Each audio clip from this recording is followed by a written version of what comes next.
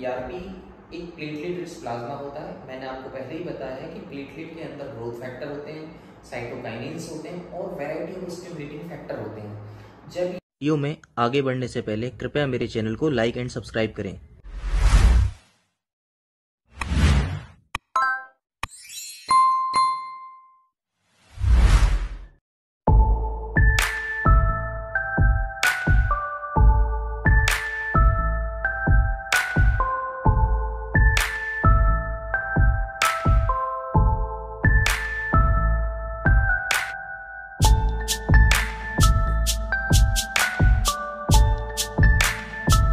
तो आज हम बात कर रहे हैं पीआरपी की।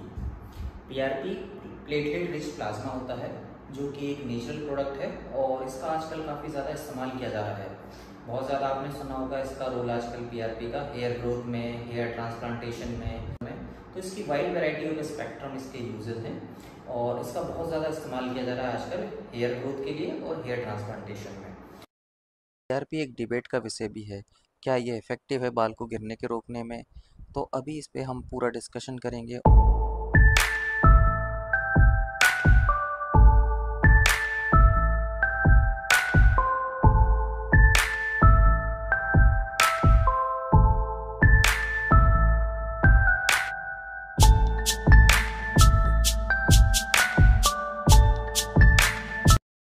नमस्कार दोस्तों, मैं डॉक्टर आनंद गौतम, हेयर ट्रांसप्लांट सर्जन और प्लास्टिक सर्जन एवं कॉस्मेटिक सर्जन हूँ और मैं आज आपको पीआरपी के बारे में बताऊंगा कि पीआरपी क्या है। इसके बारे में आपको सारी जानकारी मैं आपको दूंगा।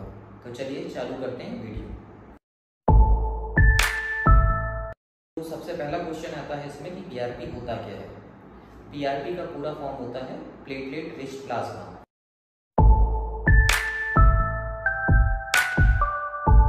जैसा कि आप सबको पता है कि हमारे शरीर में प्लेटलेट तो वैसे भी होते ही हैं और इसका प्राथमिक काम जो होता है, जब भी शरीर में कहीं पर भी चोट लगती है या खून का बहाव होता है तो प्लेटलेट का काम होता है वहाँ पर प्लग बना के उसको खून को रोकना।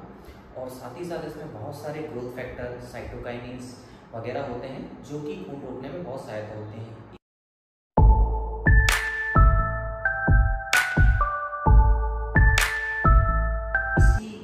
जो इसका कैरेक्टरिस्टिक बोलिए या इसकी गुणवत्ता बोलिए, इसी का उपयोग पीआरपी थेरेपी में किया जाता है। तो ये नेचुरल प्रोडक्ट है और इससे कोई भी नुकसान नहीं होता है। हाउ डज इट वर्क, ये काम कैसे करता है।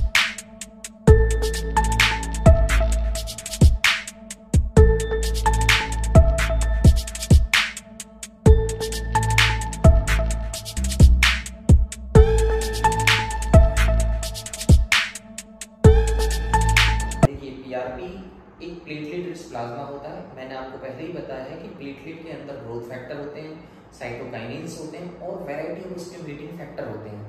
जब ये हमारी हेयर रूट्स में जाता है, जब हम इंजेक्ट करते हैं तो सबसे पहले ये क्या करता है कि वहाँ पर ब्लड फ्लो बढ़ा देता है। तो जैसे ही ब्लड फ्लो बढ़ जाता है, अब आप ये समझ लीजिए किसी इंसान को भूख लगती है, उसको 2 रोटी मिल रही है, अचानक से उसको प्रोटीन डाइट या 4 रोटी एकदम से मिलने लगी तो क्या होगा, उसकी नेचुरल रहेगी, उसकी हेल्थ बढ़ेगी। सेम कॉन्सेप्ट यहाँ पर होता है। जैसे ही हम उसको देते हैं, ब्लड फ्लो बढ़ता है तो उसकी थिकनेस बढ़ जाती है। सेकंड, जो फॉल हो रहे होते हैं वो थोड़ा सा ग्रोथ उसकी स्ट्रांग होती है, तो जो उसकी रूट होती है वो भी स्ट्रांग हो जाती है, तो उनका फॉल होना रुक जाता है। तीसरा, इसमें जो थिनिंग हो रही होती है, अब आप न्यूट्रिशनल प्रोडक्ट वगैरह आपने दीजिए तो उसकी जो थिनिंग वगैरह हो रही होती है वो कम हो जाती है। फोर्थ, जो उसके डोर्मेंट स्टेज में हमारे हेयर रहते हैं, देखिए हेयर स्टेज में 3 तरह की ग्रोथ चलती है, एलोजेनिक, टीलोजेनिक, अप्रोजेनिक। तो उसकी जो ग्रोथ साइकिल वाली फेस होती है उसको ज़्यादा स्टिमुलेट कर देता है और उसको प्रोलॉन्ग कर देता है, तो हेयर ज़्यादा दिनों तक रहते हैं। तो कंबाइंड देखा जाए, मिला जुला इफेक्ट है, तो इसका बहुत ही अच्छा और पॉजिटिव रिजल्ट होता है हेयर फॉल के लिए। तो देख सकते हैं आपकी है ही इसकी रूल में, ऐसा नहीं है कि इसका कोई यूज नहीं है या कोई इफेक्ट नहीं करता है। इसमें भी कई लोगों की कॉन्ट्रोवर्सी होती है, कोई बोलते हैं कि ये बिल्कुल इफेक्टिव नहीं है, पर मेरा जो पर्सनल रिजल्ट है ये बहुत ही अच्छा इफेक्टिव है। और अगर हम इसको अर्ली, जैसे ही हेयर लॉस या हमारे हेयर थिनिंग या हेयर फॉल होते हैं उससे हमें इस्तेमाल करें तो उसका रिजल्ट बहुत ही अच्छा है। जैसे कि इस पेशेंट में आप देख सकते हैं कि हमारे पास ये आए थे बहुत ही अर्ली एज ग्रुप में, 24 या 25 एज में ये आ गए। तो इनका इफेक्ट देखिए आप, ये पहली साइकिल के बाद है और ये दूसरी साइकिल के बाद है। 90% से ज़्यादा इनका जो स्किन बार्डनेस वाला एरिया कवर हो गया था।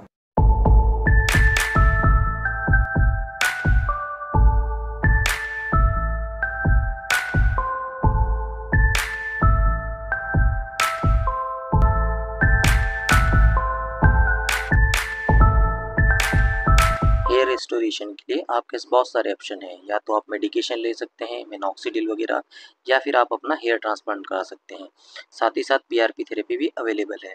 आप अपने डॉक्टर से मिलें, उससे कंसल्ट करें और उससे अपने लिए जो भी बेस्ट ऑप्शन है आप उससे मिलकर ही सेलेक्ट करें।